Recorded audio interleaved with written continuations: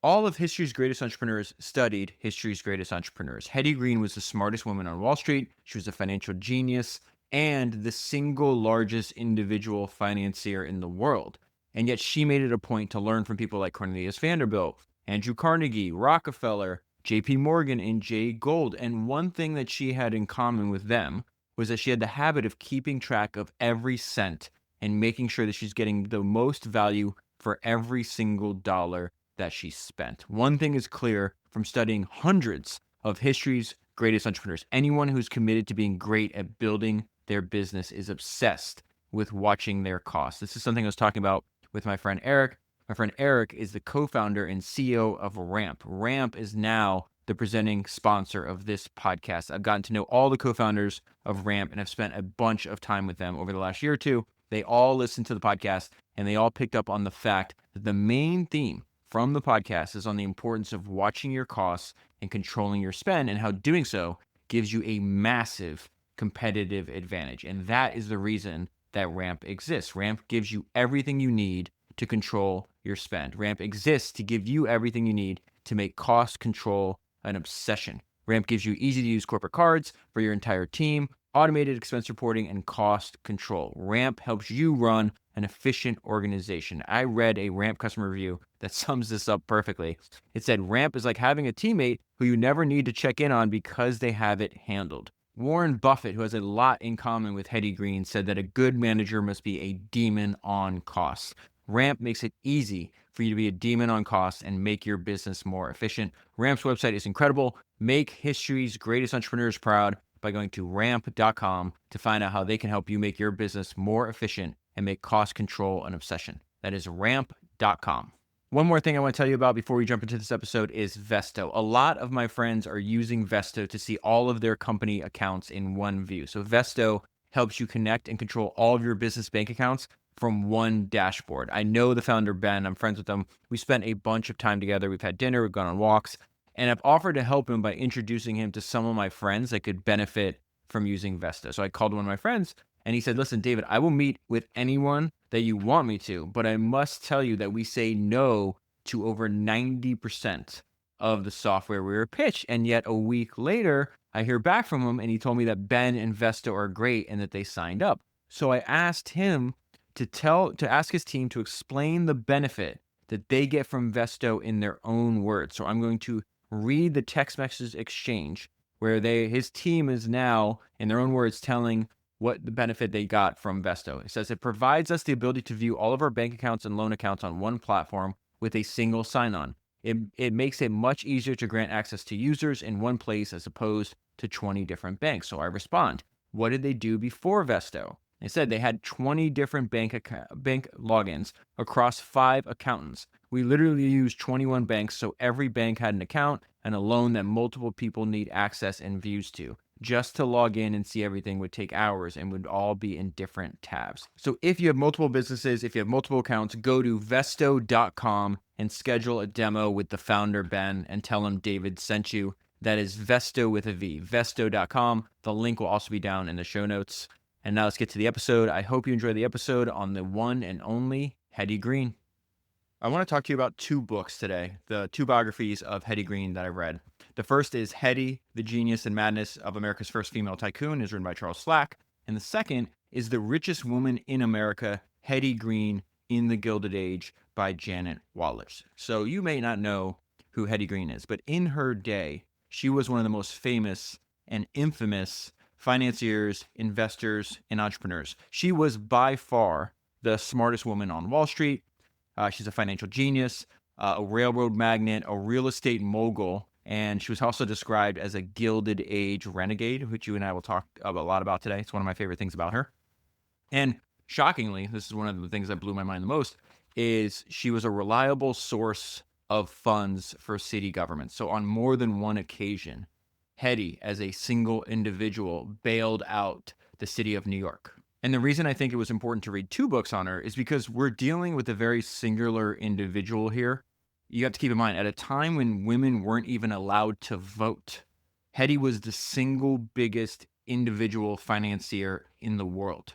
And so I just want to give you a brief overview before I go into her childhood, because I thought her childhood and the education she received from her family was very fascinating. She refused. One of my favorite things about her, this is mentioned in both books multiple times, is she refused to comply with any type of stereotype. There was a description of Hetty by another person that I absolutely loved.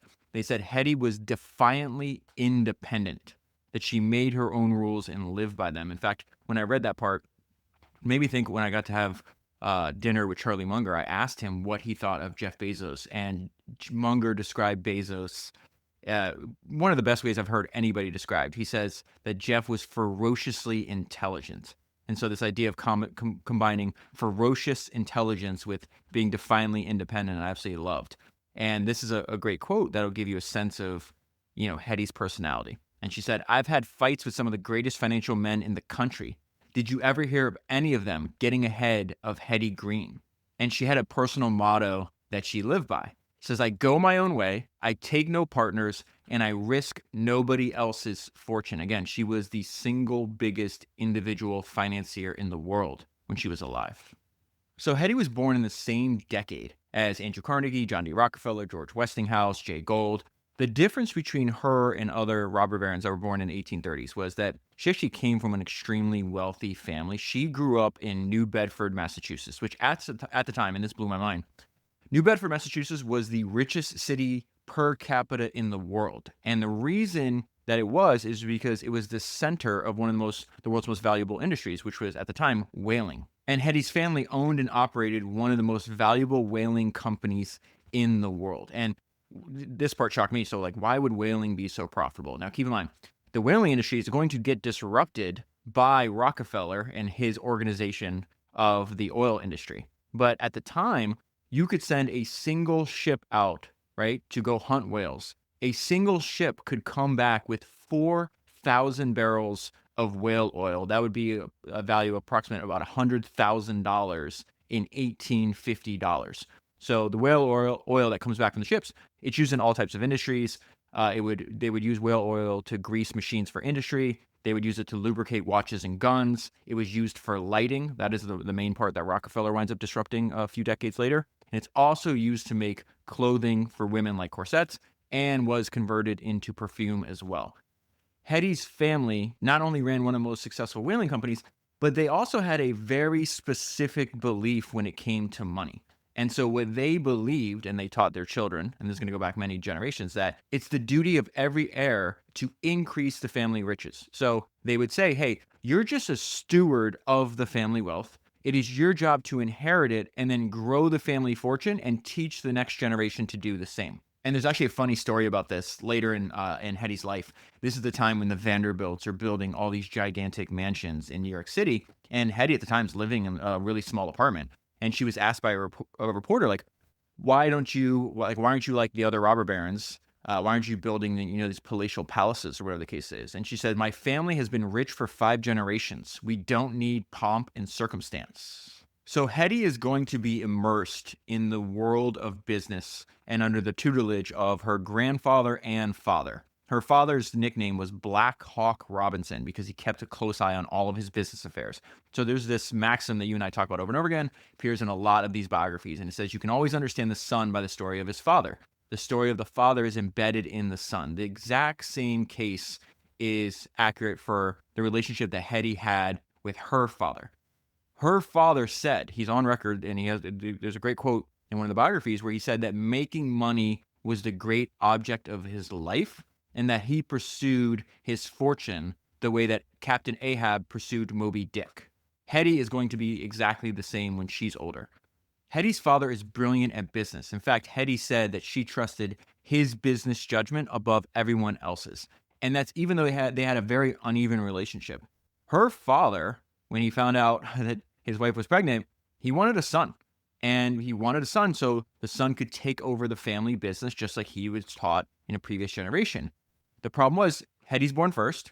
Then they have another child. That child is a boy, but that boy dies in infancy. And so Hetty's father winds up sending Hetty, when she's around 2 years old, to go live with her grandfather. Her grandfather was also a partner in the family business. And so it's going to be her grandfather and her father who actually enroll Hetty into service of the family business from a very young age. In fact, from the age as soon as she could read, and here is why. Hetty's father and grandfather had very poor eyesight.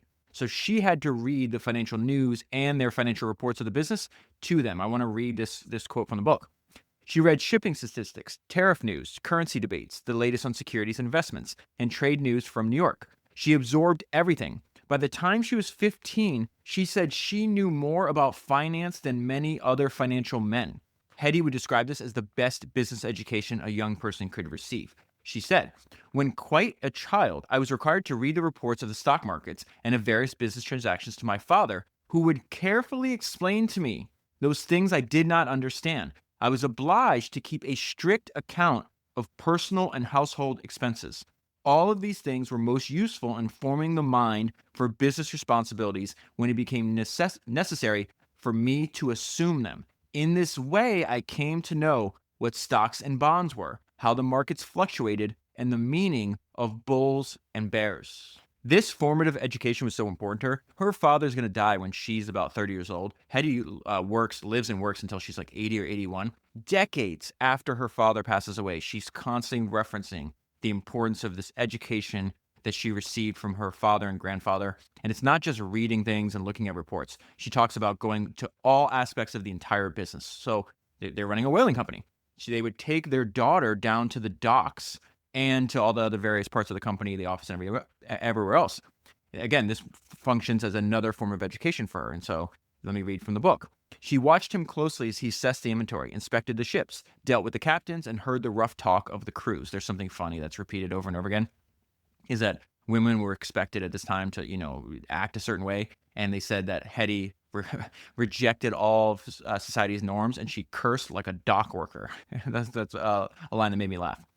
She listened to him bargain with merchants and berate them when he thought they were charging too much. She followed along when he took her to the counting house and showed her how to read the ledgers, or brought her to the brokers and taught her how to trade commodities. She paid attention when he repeated again and again that property was a trust to be taken care of and enlarged for future generations. She obeyed when he insisted that she keep her own accounts in order, and later praised the experience. This is what she said: "There is nothing better than this sort of training. I acquired the habit of keeping track of every cent, and I got the most value for every dollar I spent." He also taught her how to invest the profits of the family business, a skill that she will do almost better than anyone else in the world later on. It says, at his request, she worked closely with him on his portfolio of stocks, bonds, and real estate. After years at his side, Hetty felt more than competent to analyze the news and assess the financial markets. And another lesson that her father taught her over and over again, something that he would repeat to her throughout her entire life, something that she would then repeat after he was gone. Hetty Green was anti-debt her entire life. She says, "My father taught me never to owe anyone anything, not even a kindness." This is going to be extremely valuable later on in her work, because Hetty's life and career, there's a series of financial panics. And again, I've told you this in the past, but now we call these things, recessions or depressions. But that 200 years ago, they called them financial panics. That is a much better term, in my opinion, because that describes the behavior of humans when there is, financial downturn. There is a panic. So I went and grabbed a list of all the financial panics that occurred during her lifetime. So the Panic of 1837, 1857, 1873, 1884, 1893, 1896, and 1907. In every single financial panic, it is the people that kept a fortress of cash that is able to buy up assets for pennies on the dollar. So her father teaches her this, and he teaches her through repetition by saying this, but also she was watching his actions. He taught her to keep a fortress of cash and never have any debt. And so even during downturns, her father was able to scoop up assets for pennies on the dollar. He said he thrived through all of the downturns because he always had a ton of cash and he had no debt. In fact, there's a great line I was reading about David Geffen, and it says that David Geffen was as liquid as the day is long. And so you could say that Hetty, throughout her life, she's going to be liquid as the day is long. Remember, she's going to be a single individual bailing out the city of New York. And so over and over and over again, the books give examples of all these financial panics, and then Hetty just greatly increasing her wealth during these financial panics. This stemmed really from the blueprint that her father taught her in childhood. No debt, no buying on margin, watch every penny, and stack your cash. And that was the way that her father stayed winning. So they're going to see the very end of the industry that made them wealthy, because now you have in the 1850s, All these people in 1860s are all switching to kerosene. So the price of whale oil is going to crash. The actual Bank of New Bedford winds up going under.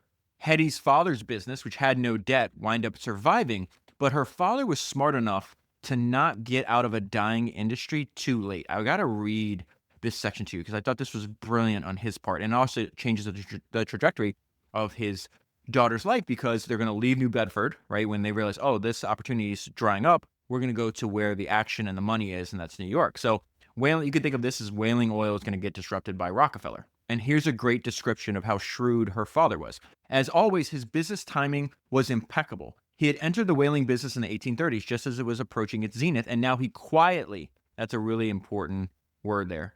Bad boys move in silence. Hetty, her father taught her this, and Hetty does this throughout her entire life. She constantly hides. You'll never know what assets she has, what stock she's buying. She operates very, very quietly. And so now he quietly but quickly sold off the ships and other assets when he recognized unmistakable signs that the industry was headed for a decline from which it would not recover. The recent discovery of oil in Pennsylvania, combined with new techniques for refining it, promised a new and seemingly inexhaustible supply of oil that did not require costly, dangerous voyages on the far seas. Some whaling men, now they're going to compare and contrast Hetty's father's actions with people that got rich in the industry. It's very hard to when you just got rich from an industry, to leave it voluntarily. Some whaling men would ride the industry down to its bitter end, sending fewer and fewer ships out to hunt ever more elusive whales for an oil that the world no longer wanted. But sentimentality was never one of Robinson's traits. To him, whaling had been nothing more than the best way to make money, and New Bedford was the best place to do it. When the time came, he cast them both off with a brisk indifference. In New York, he found new success in merchant shipping and real estate. Hetty moved to New York with her father. And for Hetty's life, this was perfect. She's going to New York. She had a genius financial mind, and there's no better place that she could be. So I want to go back to this idea that she was defiantly independent. And again, I think this was a huge asset for her, especially because she could act against the crowd over and over again. But there's a great, you saw this defiantly independent nature of her from a young age.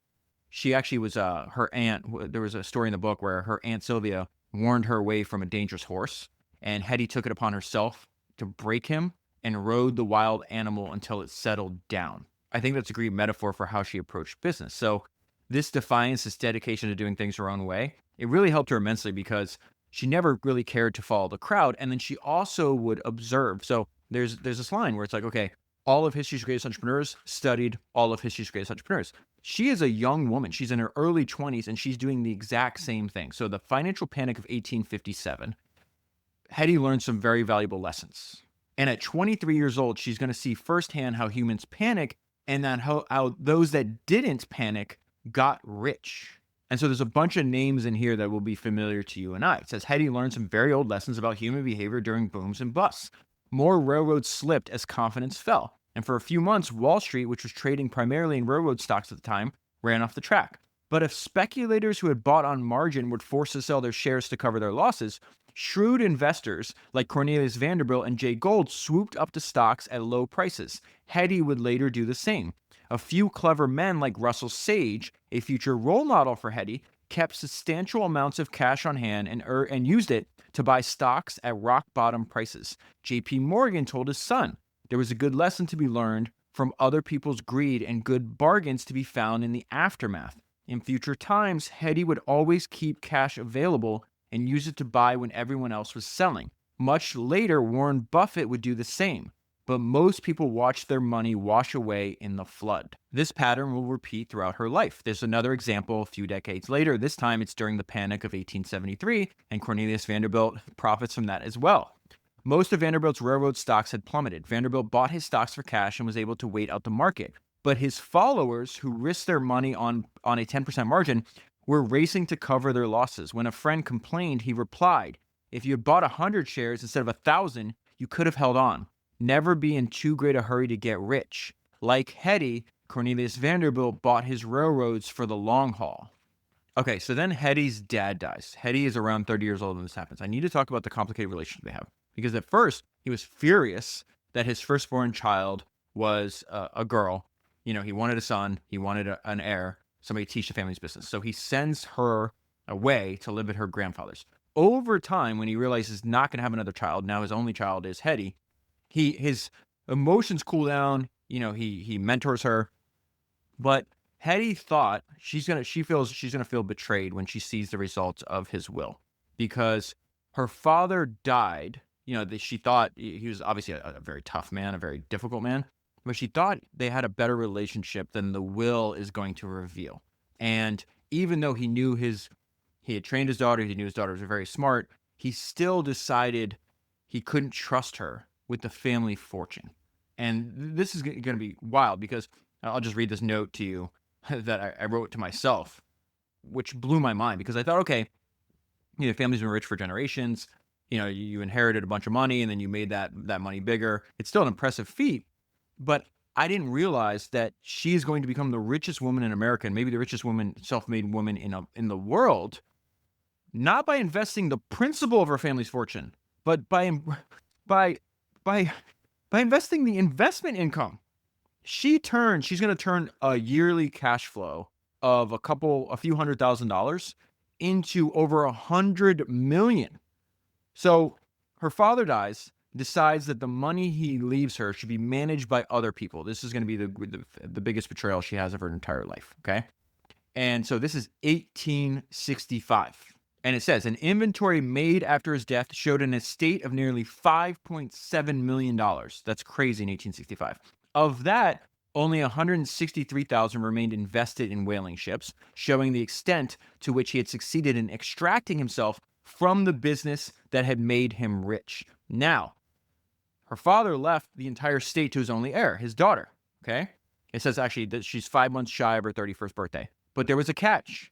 Robinson had arranged to leave Hetty a little over $900,000 outright. The rest of it, which was almost $5 million, would be bound up in a trust with Hetty as the beneficiary. Hetty was a woman, and her father followed the conventions of the day and kept some 80% of his fortune in a trust for her so she would not fritter it away.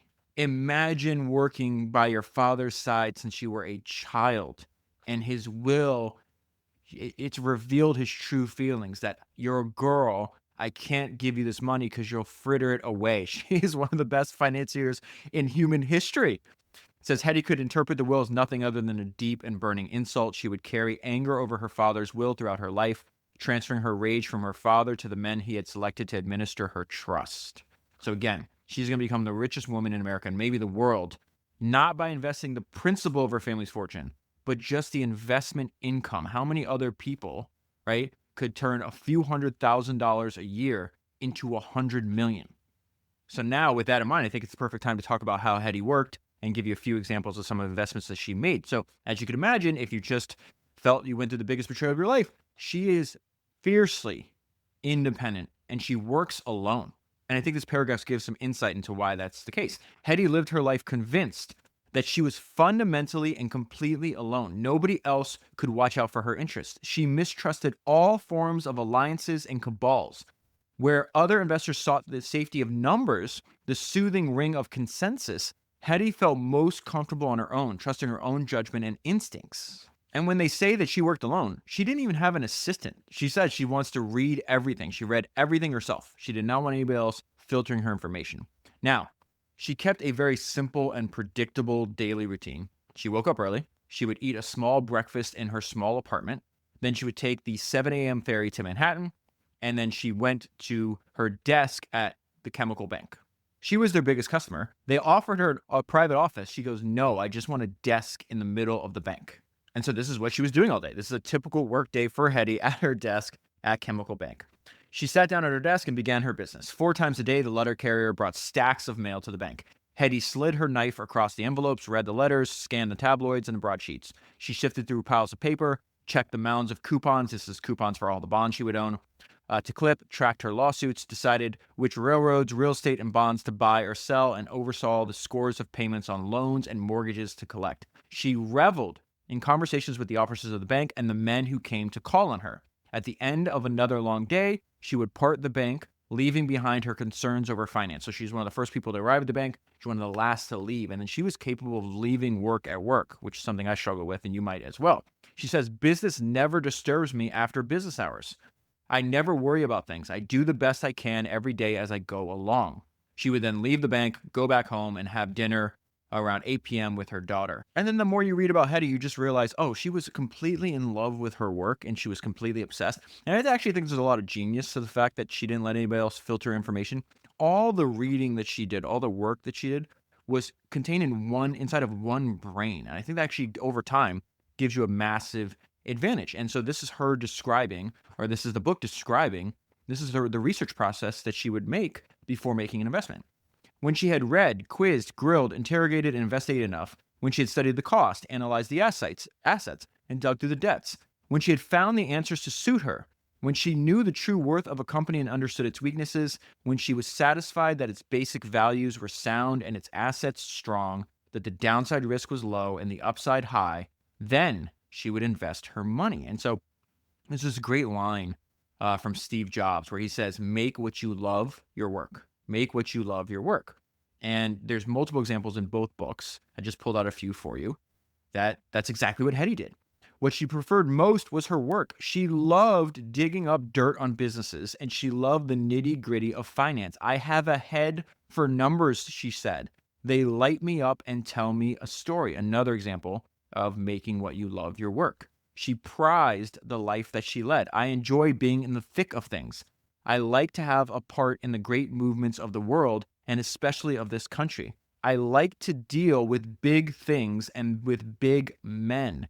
And so she talked about, the idea, what she was supposed to do at this time in history. She was supposed to be a society matron. And she's like, this is boring as hell. She says, I would rather do this than play bridge. Indeed, my work is my amusement, and I believe it is also my duty. And so when people found out how wealthy she was, they would ask her, like, why don't you retire? Why are you still working? And they're like, no, she loved it. It was like this giant puzzle and game. She never wanted to stop. She says, I know of very few people who are busier than myself and who are better trained to combine business with pleasure. After she asked if she planned to retire, Hetty responded, why should I give up my work?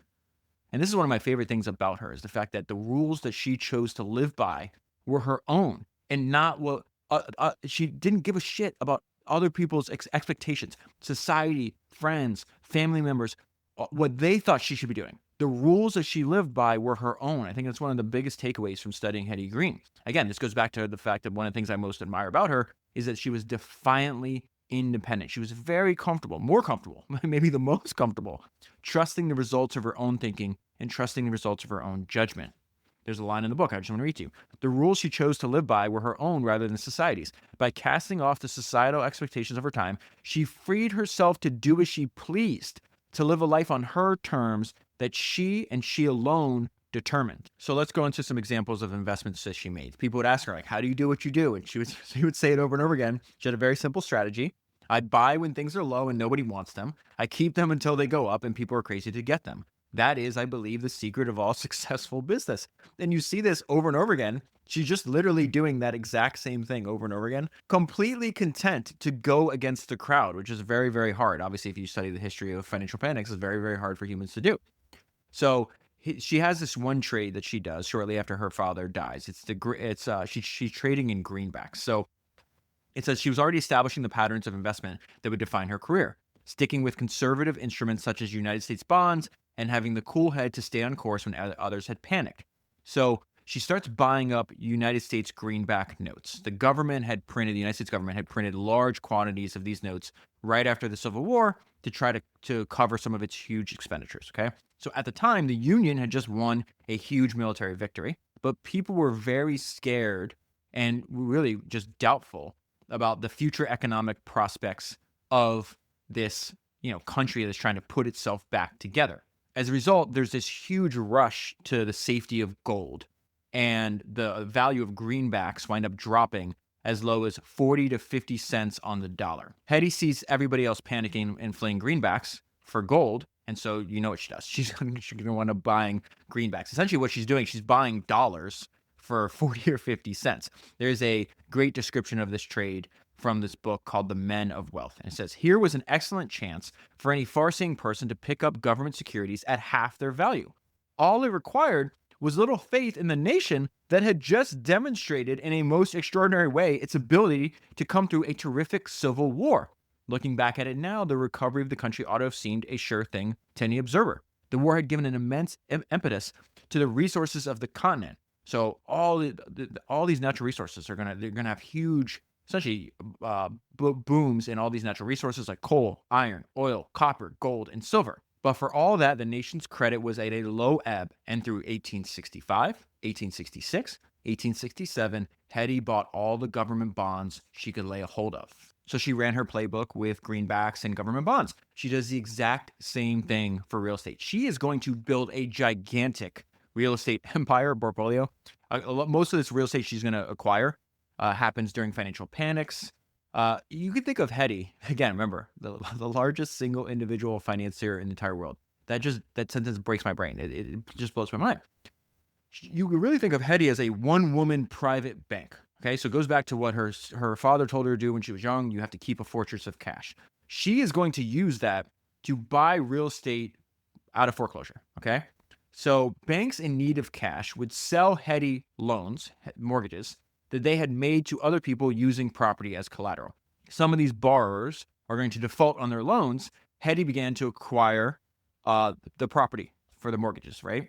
This was the beginning of what's going to become this gigantic real estate empire. So she's going to wind up owning dozens of buildings in block after block in New York, Chicago, St. Louis, and Boston. Most of them were acquired because they were through foreclosure on the mortgages that she held. She rarely, if ever, bought a property outright on the open market. And once she owned a property, she held onto it. That is repeated over and over again. Hetty's philosophy on real estate was very simple. Hold on to property.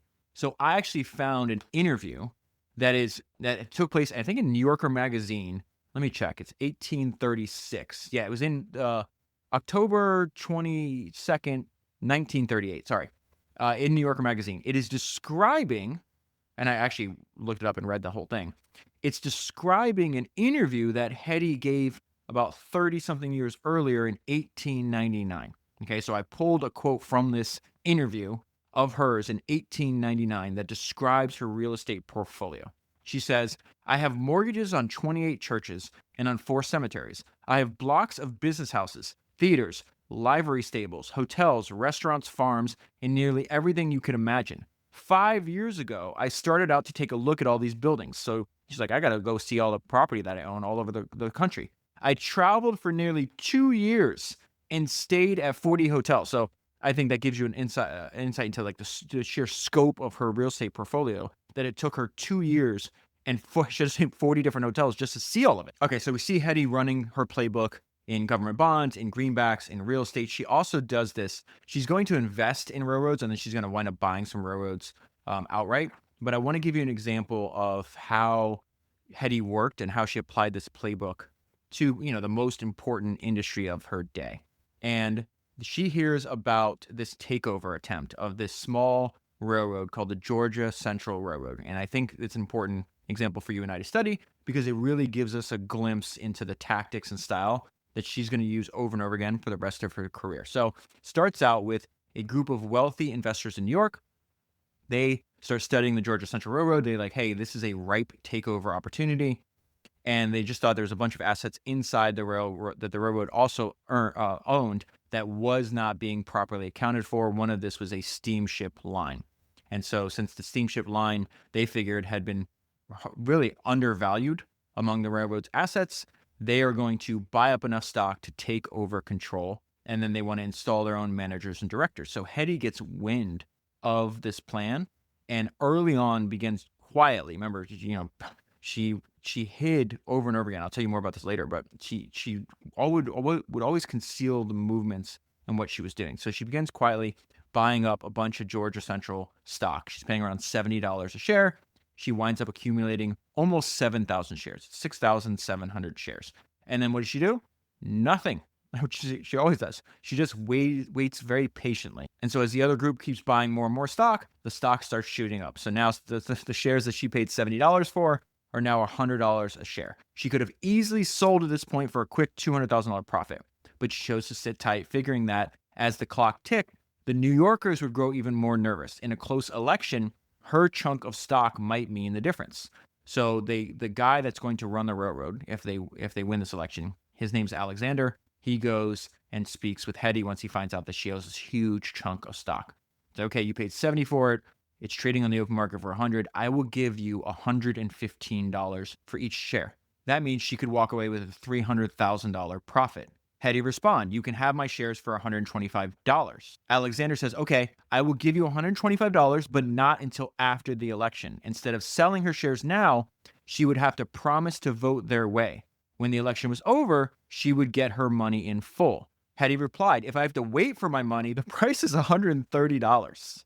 So they wound up settling at $127.50. The vote happens. Hetty shares provide nearly half of Alexander's 15,000 share victory, and she winds up making a profit of $385,000, nearly double what she would have made just by holding on a little longer. And it's important to note that she's able to seize that opportunity when it presents itself in railroads because of all the work that she did before the opportunity presented itself.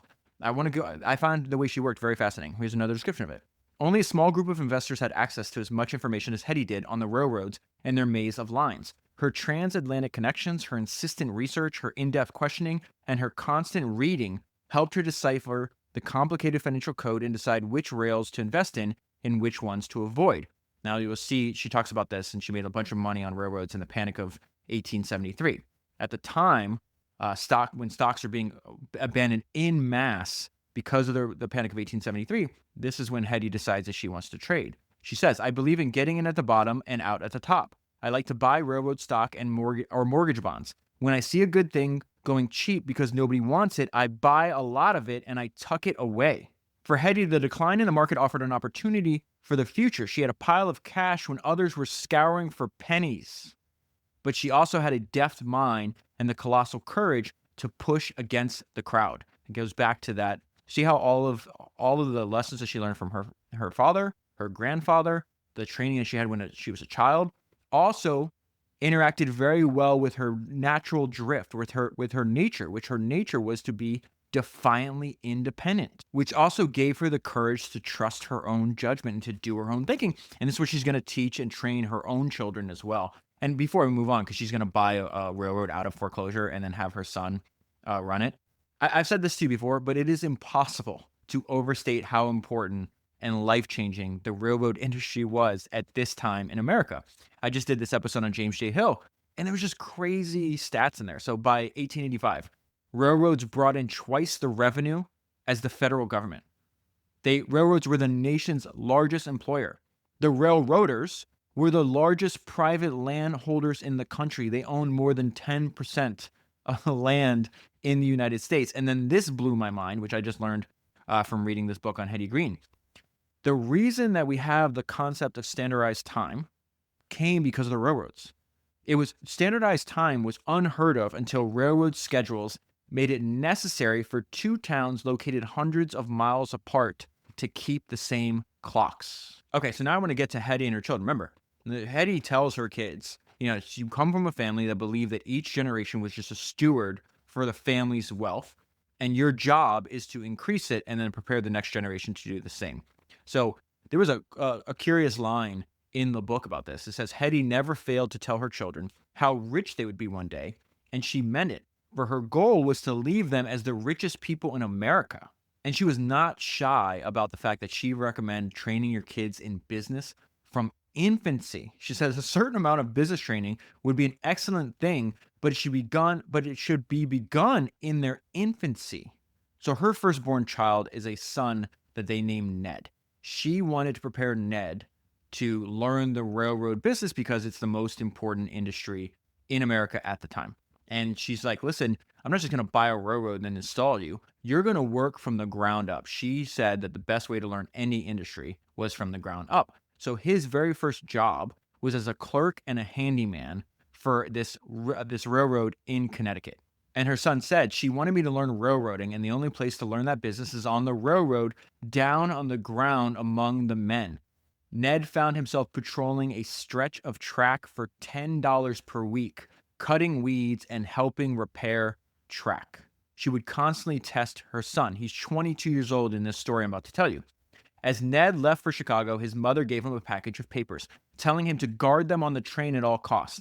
Figuring that he was transporting some vast sum in negotiable bonds or other securities, Ned barely slept on the journey, keeping the package under his mattress as he lay awake. When he reached Chicago and delivered the package to the office, it turned out to contain wads of expired fire insurance policy. The delivery was simply his mother's way of testing his reliability. When he was asked what the most important lesson he had learned from his mother, he replied without hesitation, self-reliance. And the way she does this after making him pass a series of tests beforehand is really, really smart. So she's going to buy a railroad out of foreclosure, and she puts her son in charge of expanding and improving it. Keep in mind, they're living in New York. She buys this in Texas. She's going to send Ned to Texas. He's 24 years old to run this railroad. He's going to be in Texas for the next 16 years. And it is in Texas with this railroad, which they're going to rename the Texas Midland Railroad, is where she's going to make him prove himself as a businessman. This is very fascinating what she does here. So first of all, Texas Midland, she bought it out of foreclosure. Not much of a railroad. It was outdated, poorly maintained. She's like, you have to get it profitable. You have to expand it. You have to repair the lines, and you have to keep adding miles and connections. It's very simple how you make a railroad more valuable, right? So it says, though the money was Hetty's, when it came to decisions on what to do with the sagging railroad, she made it clear that her son was in charge. So he is 24 years old. He's got this, genius, overbearing mother. And he's like, I don't know what to do. So every time he's faced with a business decision, he would immediately send her telegraph and like, what do I do? What do I do? And she would send back a very terse response. You're on the ground, mind your own business. She would make him make the decision. And he was so nervous and he became so frustrated that he winds up catching a train and going back to New York to see her. And I love what she does here in this situation. So they're in New York and she goes, suppose I was not here. What would you do if I was dead? You have to be self-reliant. So she winds up telling her son this. It's an old whaling parable that she learned when she was a kid about a captain and his two sons. And this is the story. His sons were his mates, Hetty said. They wore uniforms and looked very spruce, but they didn't take their turn at the wheel or stand watch. Finally, when the captain died and no one on board was being competent enough to navigate the ship, it went on the rocks. I sent you to Texas to learn the railway business. I cannot teach you by telegraph from New York. Go back and do the best you can. And that's exactly what he did. He learned the only way there is to learn, through experience, slowly over time. And so he winds up improving the existing line. He winds up adding connections, winds up adding miles, fixes the bridges. He paid attention to every detail. And he just made this little incremental improvement over time. And at the end of 10 years, you have a very valuable railroad. And in fact, it was important because he saw how his mom, you could say she definitely micromanaged her affairs. She's working by herself. She has to do everything, right? And Ned, his favorite actual place was on board one of his locomotives, riding in the cab beside the engineer, paying attention to every single mile of the track. So one of the things that she would repeat to her children is you don't kick a person when they're down. And she also applied that to cities. So remember, I mentioned earlier that she ends up loaning and bailing out in New York City multiple times. And this is just really this one-woman bank, this single largest individual financier in the world. She's going to wind up being like this one-woman Federal Reserve, which I'll get to in a minute. But there's this paragraph I want to read to you where it says, more than once she bailed New York City out of a pinch. It is staggering to think of a major city coming to a single person. She rarely, if ever, took the opportunity to kick a borrower when they were down. That was bad business, she always said. And so in 1898, she lent the cash-strapped city of New York $1 million at the rate of 2%, which is well below the prevailing rate of 3 to 3.5%. When I mentioned that she's a one-woman Federal Reserve, the media would follow her every move the way that we would follow like the Federal Reserve cutting rates to this day. Her millions in cash and her willingness to lend made her a one-woman Federal Reserve, whose decisions on interest rates were followed the way investors today await the word for the Fed chairman. Here's this headline that New York Times reported on January 7th, 1911. Hetty Green cuts rates. Just imagine that. It's not like the Fed chairman cuts rates. It's like, no, this single woman sitting at a desk at Chemical Bank, downtown Manhattan, decides to cut rates. And so therefore, we need to pay attention to it. And we need to report it in every single paper in the country. It was just hilarious to me. And then I think it's important to like round out her personality, because I think the same kind of personality she had when she was younger is much more pronounced when she was older. She's very secretive, very frugal, and very paranoid. Again, bad boys and girls in this case move in silence. She would not tell other people what she owned or what investments she was making. She bought property under fictitious names and stocks under other identities. On more than one occasion, she would show up to her banker with larger amounts of stock than anyone suspected. I just want to read one section to you. This jumped out to me because I grew up playing Monopoly and I loved buying the railroads. She had secretly acquired far more shares of Reading Railroad than anyone knew. She was a rare woman who could hold her tongue, and they sheepishly had to admit that she managed her business far better than most men. She was frugal to the extreme. I already told you how she lives in small apartments her entire life when she could be living, the biggest house in New York. But she's carrying around essentially the equivalent of hundreds of thousands of dollars in securities on public transportation. That's like me and you walking around with a bag full of, hundreds of thousands of dollars for cash. So her banker meets her outside one day and he sees her getting off of public transportation. He admonishes her for carrying negotiable securities on public transportation. It's dangerous, he told her. You should have taken a carriage. So this is again how frugal she is. She's one of the richest people in the city. And she says, Hetty shot him a look and replied, a carriage indeed. Perhaps you can afford to ride in a carriage. I cannot. And so that's in line to advice that she would give her children. Watch your pennies and the dollars will take care of themselves. And she was largely mistaken, not that she cared when she was alive, but she was largely mistaken. People assume that she was unhappy because she refused to spend her wealth. And in fact, to this day, she's in the Guinness Book of World Records as the world's greatest miser.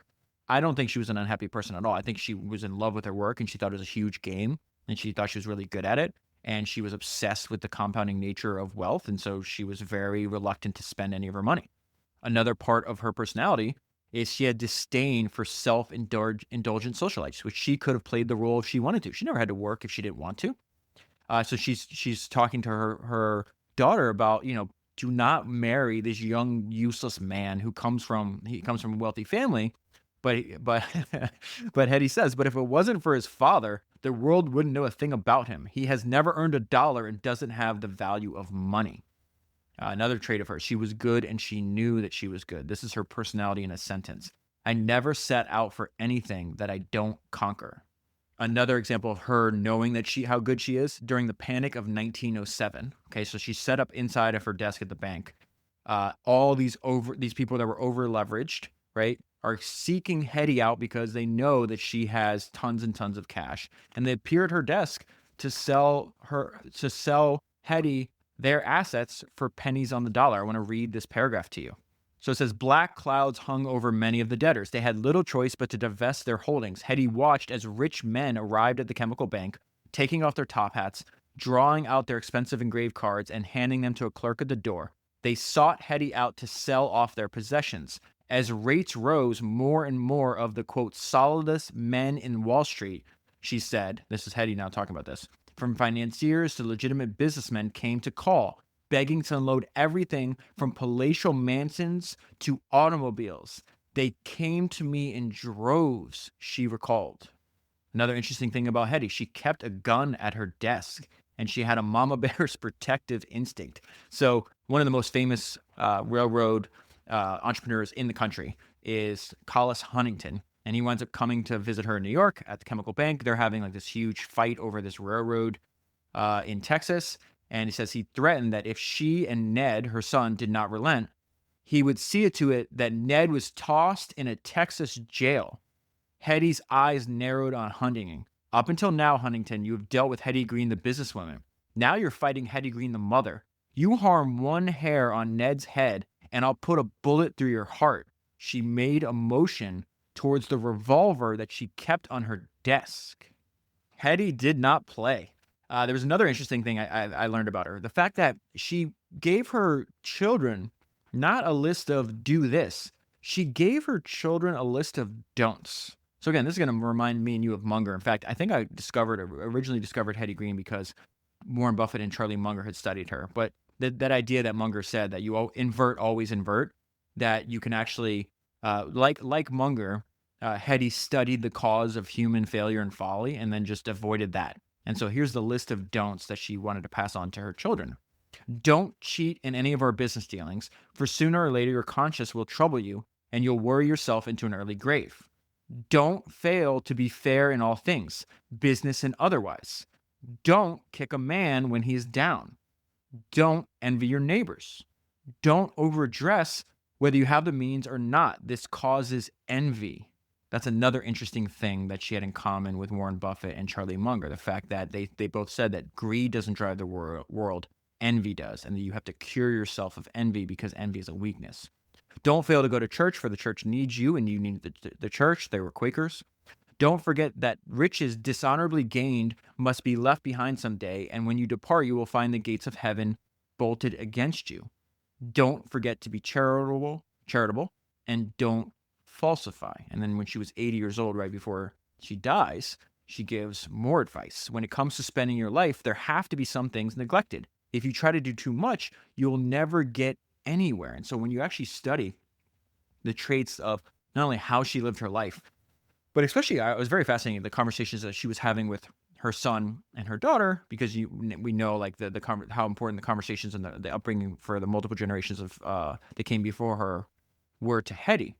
And really you can identify like the reverse of like the stuff that she was trying to get them to avoid.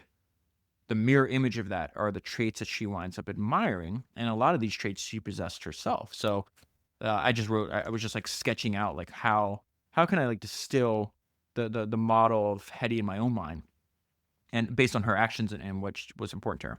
So Hetty was simple, resourceful, focused on compounding for the long term, frugal, focused, and paranoid. Very, very paranoid. Traits that Hetty valued in herself and others: solid, secure, sober, frugal, conservative, and prosperous. And before she died, she left behind a list of maxims.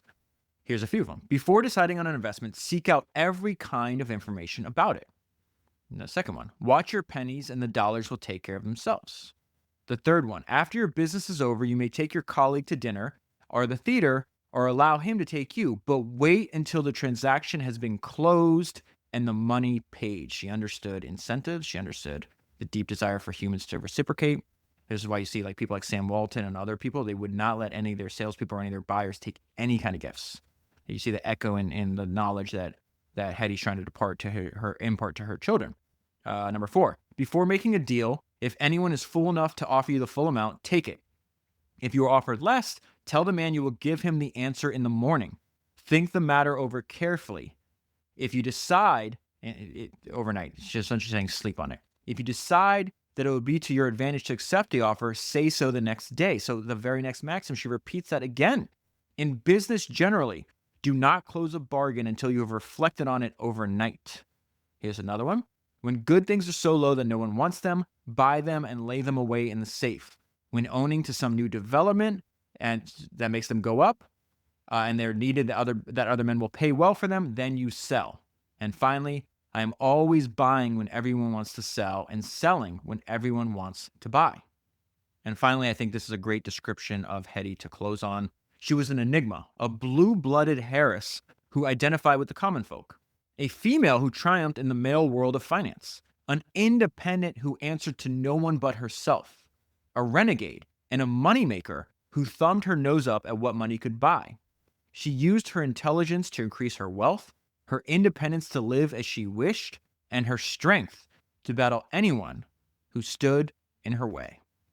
And that is where I'll leave it. For the full story, highly recommend buying both of the books. I will leave the links in the show notes and available on your podcast player. If you buy the book using those links, you'll be supporting the podcast at the same time. That is 375 books down, 1,000 to go, and I'll talk to you again soon.